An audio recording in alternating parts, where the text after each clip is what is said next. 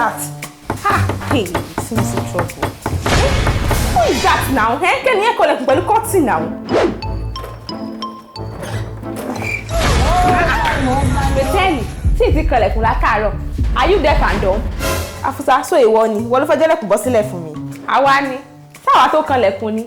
Hey, Rachael rọra. Olówó rẹ̀ sọ lọ́hùn o. She what? Ilẹ̀kùn mélòó wa àti wá kàn tó wá dorógun ẹ̀yìn ló kàn. Sórí bó ṣe ń ṣe. Tí wọ́n mi tí mo wà tí mo ti ń gbọ́ ariwo ilẹ̀kùn gbàgbàgbàgbà. Ó fẹ́ jálẹ̀kùn yẹn ni. Ẹ jọ̀ọ́, àǹtí onílẹ̀kùn. Tí ìbá ṣe pé bóyá ká tí ò dọ́gba. Èmi gan-an mo jẹ́ gbé sàrà mi kọjá mọ́sálásí.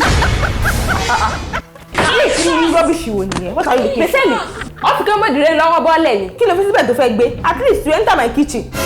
Kọ́tì dín man, what did you want? Yes. Not that pé wọn akọ̀já wọlé bí ẹran tí ò lókùn lọ́rùn. O dẹ̀ bẹ̀rẹ̀ sí ní scatter gbogbo nǹkan tí mo kó sínú cupboard like ṣáájú ọlọ́sọ́jà lọ́ra recipe yẹn ni. We must learn a lesson. Àlọ́ lọ́rùn ọba ó falágbára rẹ̀ ní sùúrù.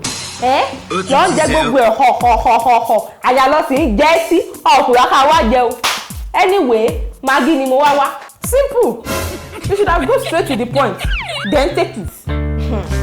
Hey, oríṣiríṣi. Èmi Rachael ń bá rí pé take it. Eléyìíbó ìkú ilé gọ́tà ìròyìn mọ̀ ń kú sí. Tí ìgbà ṣe pé bóyá condition tó dé tó ní kán wá bùn. Èmi gan-an ń kọjá ìyẹra mi. Kíni? Wọ́n á kù. Ó wọ́ ọwọ́ ẹ̀yìn. Ṣé Maggi? Kó lè tó mi fún 3 days ni.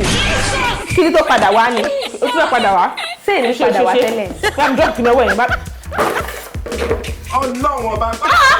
Afusa, ó dẹ̀ bẹ̀rù Ọlọ́run. You know what?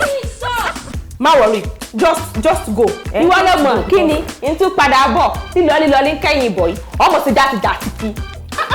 Atọ́ni ní sùúrù làwọn èèyàn. Maggi, ó ti kó ògbó yẹn tó. Olúwa!